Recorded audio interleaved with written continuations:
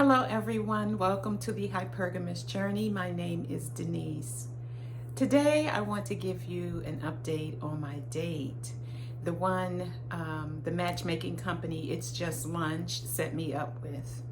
We went to an Italian casual dining restaurant that was, I guess if you had to rate it, it was maybe $3 signs.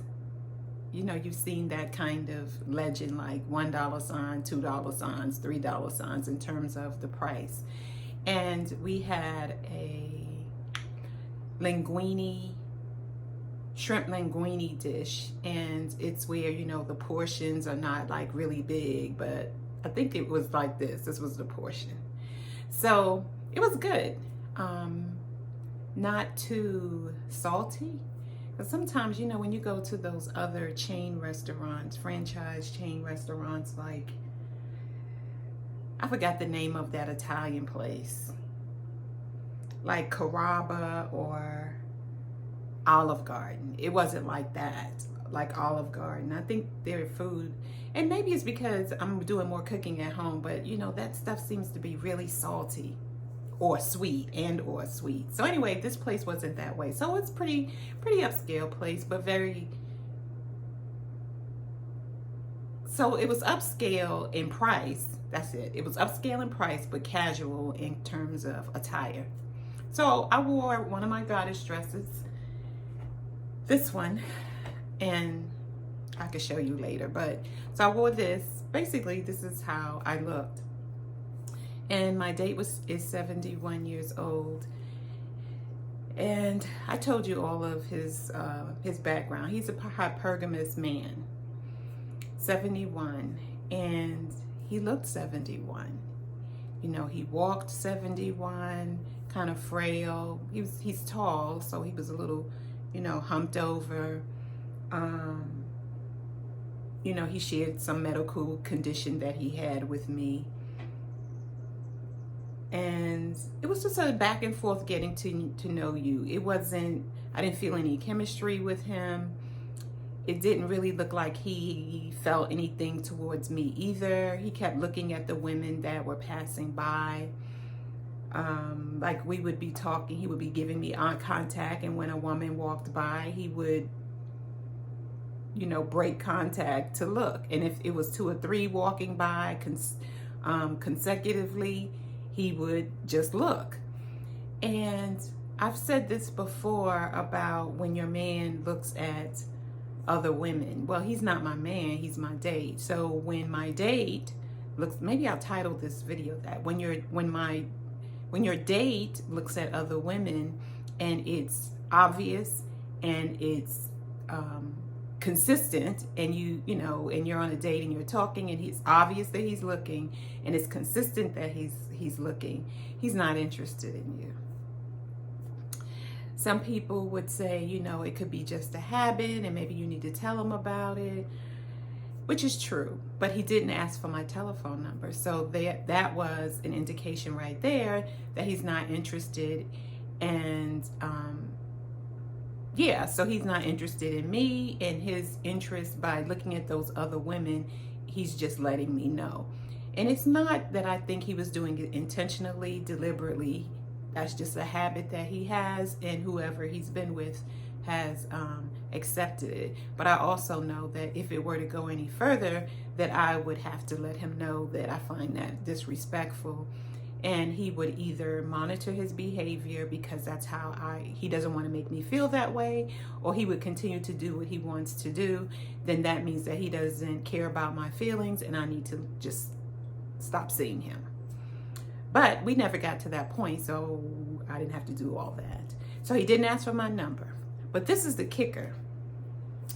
We're talking back and forth, getting to know each other and everything, and then he asked our server for the check, and the bill is $81.25. And so the server, our male server, basically gave him the check.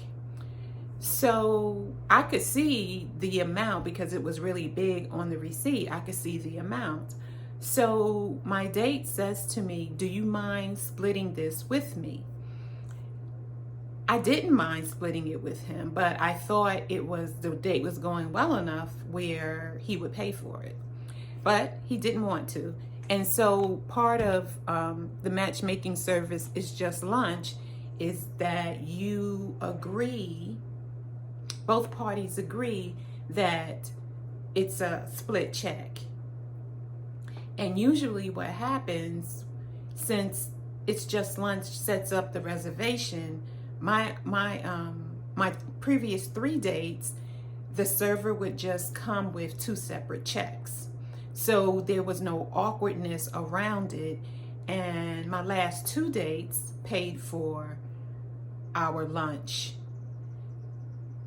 paid for my lunch, and then one did not. So we had separate checks. So my first date did not pay for my lunch. Date 2 and 3, they paid for my lunch. So this gentleman wants to split the check. So I said sure. But what he did once he asked me, I didn't like. So he said, do you mind split? He looked at the bill. That's what happened. He picked up the check, looked at it, and said, do you mind splitting this with me? So I said no. So he put the check back down on the table, and then he turned it toward me so that I could read the amount.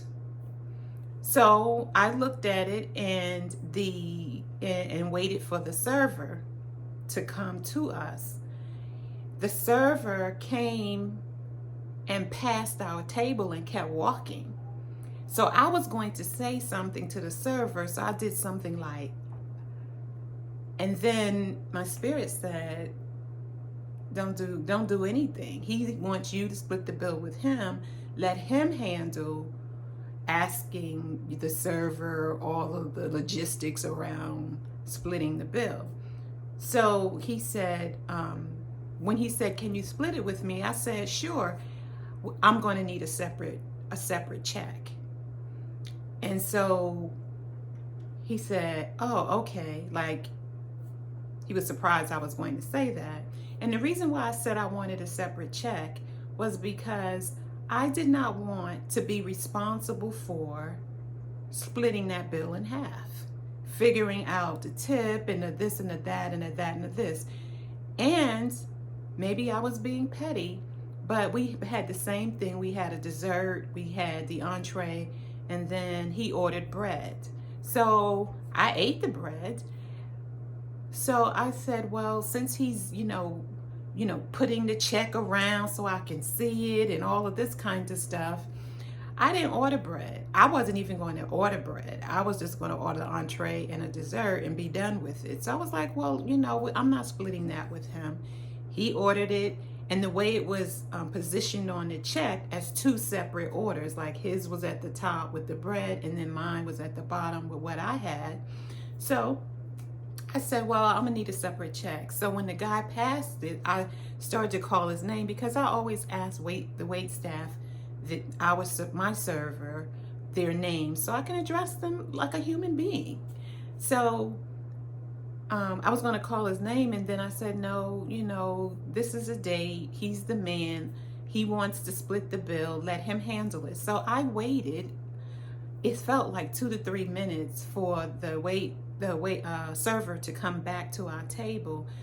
And finally, I was getting impatient because I could see that the server was on the other side of the dining room at the hostess station, basically talking with other servers. So I walked over to him with the check and said, I want to pay for my meal. He's like, oh yeah, no problem, no problem.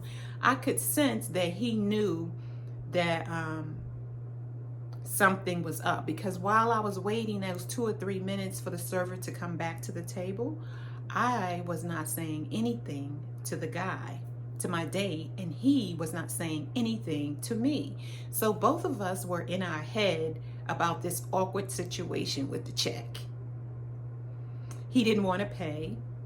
And I didn't mind paying because I know that's part of the deal or part of the terms with the matchmaking service. You go on a date, they set you up, and you each pay for your own lunch date. And if the date wants to pay for mine, then he has an option, but there is no obligation. So I knew that part, but I didn't like the way he handled it. So I'm waiting 2 or 3 minutes for the server to come back. Finally, I just say, well, I'm gonna go on and take the check. I said, I'm going to take the check and I'm going to go ahead and pay for mine. So I walked down there, and it seemed like he wanted me to take his while I was going that way, because he kind of made a motion like, and he had his card in his hand. And I said, well, I'm just going to, pay for mine.